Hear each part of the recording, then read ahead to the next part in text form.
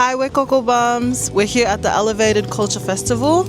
Come down and check out our store and say hi. This is Business and Babies behind the scenes. I'm gonna give you 22 tips. Share the realities of trying to build a business without burning. And share with you how we pulled off 2 Christmas markets with a 3-year-old and a 9-month nursing baby. If you're new here, I run a small business with my husband called Kokobums. We launched November 2025 and our small business is focused on reusable swim nappies. In the intro of this video, you would have noticed that I said those 3 videos snippets were of a previous business that I created called Macrame's. I no longer run that business, but it gave me a lot of experience about what it's like to run markets. So to promote our new brand, I do something where I create a mood board, I go through and I find the aesthetic and feel that I want to be able to create in real life when doing markets and pop-ups. And because our Kokobums brand is a baby brand, but it's also very tropical and Polynesian feeling, I wanted to bring that feeling to life. I wanted everything to be bold and colorful and playful. And so one of the things I wanted to do was grab these crates and paint them and get them to kind of look like this.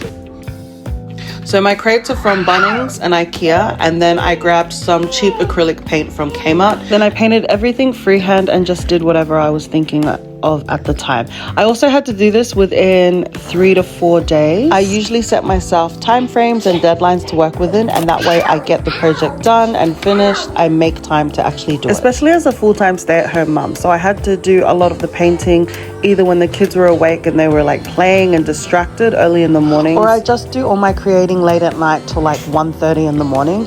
As a mum, I pick my battles. Some nights I'm tired, but I'm still able to do things, and other nights I'm just too exhausted, so I go to sleep. So, you know, you do what works for you. Also managed to paint 1 signage in the same style. My brain wanted to go off on a tangent and make more, but I didn't have the time. We are market prepping with the baby who just fell asleep on the booth, and I am putting stickers on our bags. I'm gutted. I didn't check the bags properly.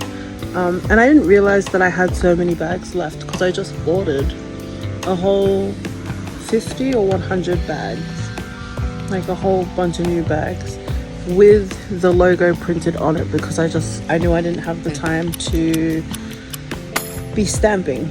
Not with kids. I mean, look, I'm doing this and putting stickers on, which is the easiest way, and also thinking about how much it costs per sticker to put them on here, knowing that bags get thrown away. Things to think about.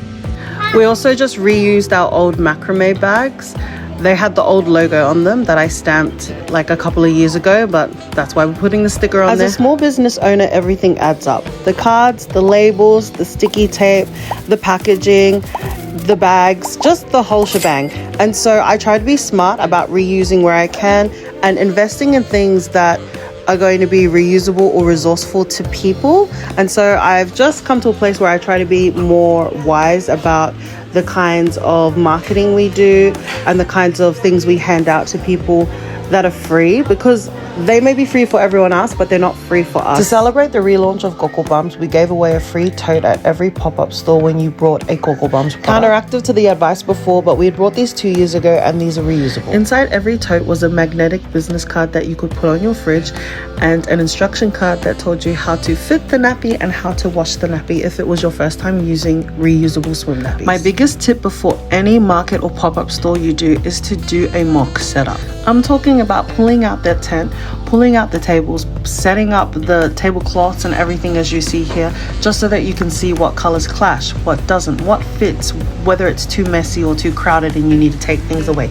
You need to set up your table at least 2 weeks before and see whether you've got enough signage, where you're going to hide things or put things. You need to be able to know what's going to work, and you also need to know how quickly you can do it, because you do not want to be playing around with your setup on the day. And that's because you won't have any time to fix any last minute problems, and you're going to start the market off stressed. And if you're like us and you're dragging along your children's or even, you know, babies, because I'm nursing, we brought the 9-month-old and the toddler, so we had to be very prepared. So we took the baby porta cot, the pram, the baby carrier, a big bag of food for us and the kids. We also brought, like the usual, the baby bags, and then we brought some toys specifically for my son that worked well with him because he's 3, and headphones and an iPad. I know it sounds like a lot to bring on top of everything else that we're doing for the market itself, but it's well worth it to keep your your kids happy. On this day, it was also 41 degrees. We had a heat wave and it was so hot that we couldn't take our 3-year-old to a park or a cafe. It was too hot to put them in and out of cars, take them for drives. And so we had to work around that. This market was also the last time we decided to display and sell any of my handmade macrame creations. What we've decided now is to use them as gashapon machine gifts because that's such a hit, and we're also trying to clear everything out and focus more on our Kokobums brand. Now, our second market was a week after Maketi Moana, and it was also the first time we had to bring our own pop-up tent. So to prepare, I set up the tent at home. I wanted to see how long it would take me, how easy it was to do it just by myself. I chose a bright color because I wanted the tent to stand out. Because I was indecisive about whether I wanted to do a whole printed full marquee or flags or banners or a sign, I did a hanging sign on the day. Then I brought a magnetic marquee sign that I've yet to use, but it just attaches to the front of the marquee. Then I filled all these mystery bags with my little handmade macrame goodies that you could win at the gashapon machine. Hi, I'm Kia, the co-founder of Kokobums, and you can find us at the Elevated Culture Festival. This is our tent. We've got our reusable swim nappies, our wet bags on sale, and we also got the gashapon machine, so come play to win. For this market, we had to bring so much more, so we brought less when it came to baby. We only brought the porta cart and a baby carrier. It was a 10-hour market too, and it was outside, so we organized a babysitter for our toddler. Remember to check the weather when you're doing outdoor markets. These mini USB chargeable fans were a lifesaver. It was a warm day, we had one on baby, and I loved that we could hide it behind the table. A folding trolley with wheels. I have 2 types. Great for storing bags and products and moving things around, and they fold flat when you're finished with them, which I love. If you made it this far, comment your favorite tip. Drop a question or share your tip, and don't forget to like the video. Thanks for watching. If you enjoy this type of content, please subscribe, and we'll see you in the next video. Thank you, watchers.